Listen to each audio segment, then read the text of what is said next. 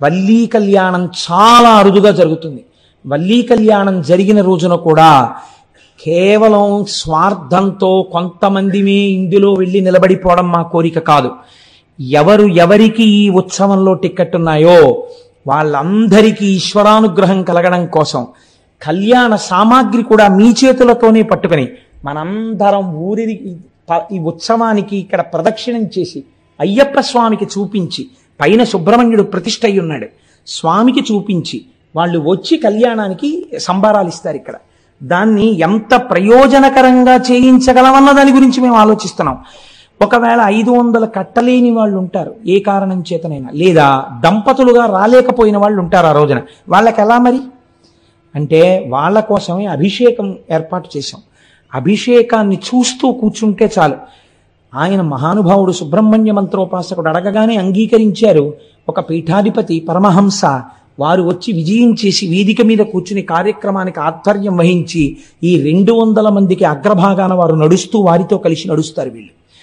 ఇది నేను ఎందుకు సమన్వయం చేసి మీకు చెప్పానంటే, కేవలం మీకు జరుగుతున్న సత్యాన్ని ఆవిష్కరించడం ఒక ప్రయోజనం. రెండవ ప్రయోజనం మీరు చూడండి, ఎప్పుడో రాబోయేటటువంటి ప్రమాదానికి మీరు ప్రయత్నపూర్వకమైనటువంటి విరుగుడు వేదములు ప్రతిపాదన చేసి ఉన్నాయి. నువ్వు ఈ కర్మ చెయ్యి, నీకు ఇబ్బంది రాదు అని మనకి చెప్తోంది శాస్త్రం. లేకపోతే అభిషేక ప్రక్రియ ఎందుకు వచ్చింది? హోమం ఎందుకు వచ్చింది? ఎందుకు వల్లీ కళ్యాణం వచ్చింది? ఎందుకు కావిడొచ్చింది? ఒక ప్రయోజనాన్ని ఇప్పుడు అన్ని వేళలా మళ్ళీ అస్తమానం శివమహాపురాణం చెప్తామా? శివమహాపురాణం చెప్తేనే సుబ్రహ్మణ్యేశ్వర స్వామి వారి చరిత్ర పూర్ణంగా వస్తుంది. పూర్ణంగా సుబ్రహ్మణ్యేశ్వర స్వామి చరిత్ర విని అనుసంధానం చేసి కళ్యాణం చేసుకోవడం ఎంత మహత్తరమైన భాగ్యం అది. సంపూర్ణ రామాయణం చెప్పి పట్టాభిషేకం అన్ని సంవత్సరాలు జరుగుతాయా?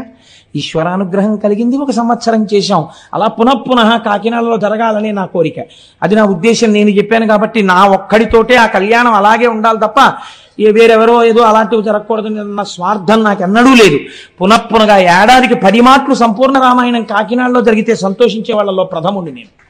కాబట్టి మీరు చూడండి, శాస్త్రం అంది అందుచేత పాతి జగదిది పినాకం అంది. ఇక్కడ చెప్పింది వ్యుత్పత్తి.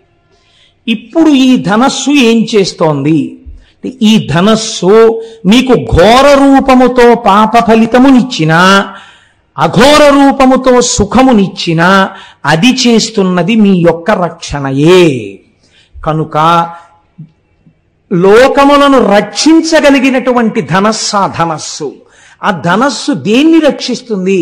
ఒక్కరిని, ఇద్దరిని, ముగ్గురిని కాదు. ఎన్ని కోట్ల మంది ఉన్నారో, ఎన్ని బ్రహ్మాండాలున్నాయో, ఇన్ని బ్రహ్మాండములనన్నింటినీ, ఇన్ని జీవుల్ని రక్షించగలిగినటువంటి ధనస్సు ఆయన చేతి యందున్న ధనస్సు. అందుకే రుద్రం ఆ ధనస్సుని అంత స్తోత్రం చేసింది. అటువంటి ధనస్సు కలిగిన వాడా, ఓ రుద్రుడా, ఆ నీ చేతిలో ఉన్నది పినాకము. అయితే మీరు ఇక్కడ ఒక్క విషయం ఆలోచించండి. ఆ పిలిచేటప్పుడు మహేశ్వర శబ్దాన్ని కానీ శివశబ్దాన్ని కానీ తిన్నగా ప్రయోగించకుండా నమస్తే రుద్ర అంటూ రుద్ర శబ్దంతో ఎందుకు ప్రారంభం చెయ్యాలి ధనస్సుని? ధనస్సుకి రుద్ర శబ్దానికి ఏమైనా దగ్గర సంబంధం ఉందా? లేకపోతే రుద్ర సంబంధంతో ధనస్సుని ఎందుకు అన్వయం చేసింది వేదం? వేదం అంటే ఎదుర్వేదం అండి, ఎదుర్వేదమే రుద్రాధ్యాయం. అంటే రోదయతి సర్వమంతకాలే ఇతి రుద్ర. రుద్రుడనగా ఎవరు? ఆఖరణ ఈ సమస్త లోకములను లయం చేసేస్తున్నప్పుడు అందరినీ ఏడిపించేవాడెవడో వాడు రుద్రుడు. ఇప్పుడు ఈ మాట మీరు కొంచెం చాలా జాగ్రత్తగా ఒడిసి పట్టుకోవాలి. ఇప్పుడు ఏమైంది? నేను చెప్పిన దానికి ఇది పూర్తి విరుద్ధమై కూర్చుంది. ఇప్పుడు ఆయన ఏం చేస్తాడు? అంత్యకాలమునందు అనగా లోకములనన్నింటినీ చిట్ట చివర ప్రళయ జలముల యందు ముంచేసేటప్పుడు అందరినీ పెద్ద పెట్టును ఏడిచేటట్టు చేస్తాడు. ఏమండి, మీరు ఇందాకడి నుంచి ఆ ధనస్సు యందు రక్షణ ఉంది అన్నారే, పిలిచేటప్పుడు రుద్రశబ్దంతో పిలిచారు ఈ ధనస్సుని, రుద్రుడి చేతిలో ఉన్న ధనస్సుని పిలిచారు. రుద్రశబ్దానికి ఉన్నటువంటి వ్యాఖ్యానం ప్రళయమునందు లోకములను ఏడిపించేవాడు అని ఉంది.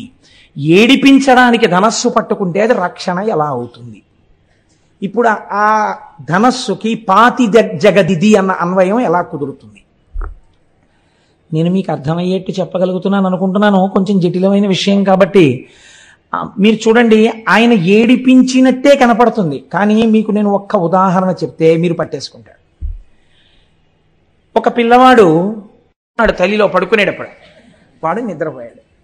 నిద్రపోయిన తర్వాత తల్లి ఏం చేసిందంటే వాడి బుగ్గ మీద ముద్దు పెట్టుకుని కన్నుల నీరు పెట్టుకుని తల్లి అంది, నాన్న నువ్వు ఆడుకోకూడదని కాదురా, నువ్వు రాత్రి 11 దాటినా ఆడితే నీకు పడదు, నీకు వేడి చేసేసి తెల్లవారేసరికి నీకు దగ్గు మొదలైపోతుంది, గొర్రె దగ్గు అంటారు, గొర్రె దగ్గు వచ్చేస్తుంది నాన్న, అందుకు నిన్ను పడుకోబెట్టాను రా, అంతేకాని నీ మీద నాకేమన్నా కోపమా అంటుంది.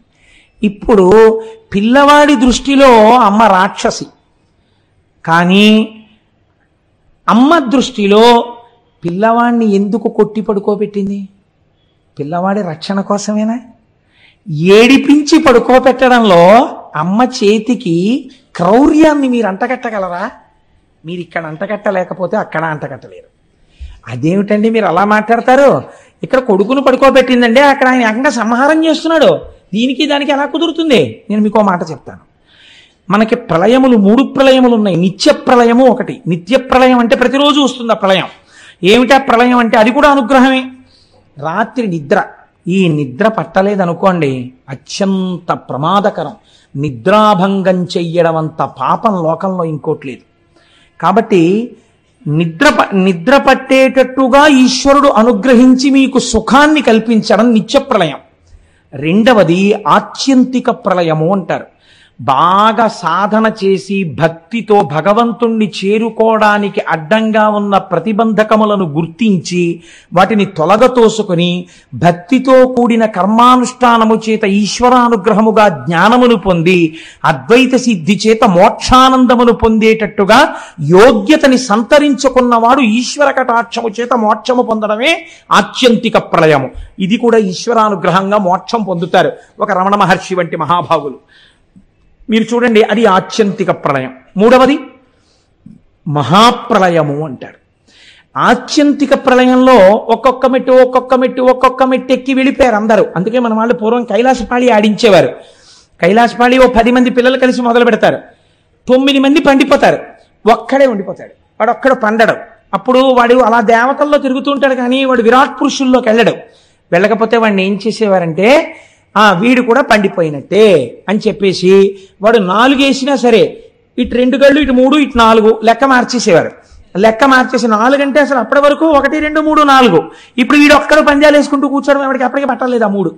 అప్పుడు ఏం చేస్తారంటే 1, 2, 3, 4 ఆఖరిని ఇలా నప్పేచ్చు, పర్వాలేదు నువ్వు పండిపోయావు అంటే ఆ పిల్లాడు సంతోషంగా చేతులు కొట్టుకుంటూ వెళ్ళిపోతాడు. అలా ఈశ్వరుణ్ణి తమంత తాము పొందలేని వాళ్ళని ఈశ్వరుడే పొందుతాడు. అప్పుడు కూడా వాళ్ళు ఏమంటారంటే ఇలా ఉండిపోతాం అని ఏడుస్తూ ఉంటారు జీవబుద్ధితోటి.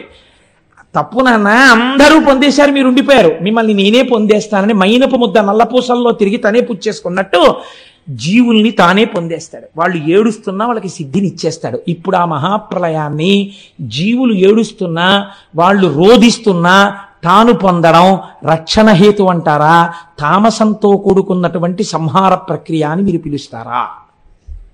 ఇప్పుడు అలా చేసినటువంటి రుద్రుడి చేతి ధనస్సు సాత్వికమైనది, లోకరక్షణ హేతు అని నేను అంటాను, కాదని మీరు అనగలరా? కనుక ఇప్పుడు అది ఏమైంది? లోకములను ఏడిపించేటటువంటి వాడంటే వీడి మూర్ఖత్వం చేత ఇంకా ఇలా ఉంటానంటున్నాడు. యుగమైపోయింది, నీకు ఇంత సమయం ఇచ్చినా పొందలేకపోయావు, నేనే నిన్ను పొందేస్తానని పొందేశాడు పరమాత్మ. అది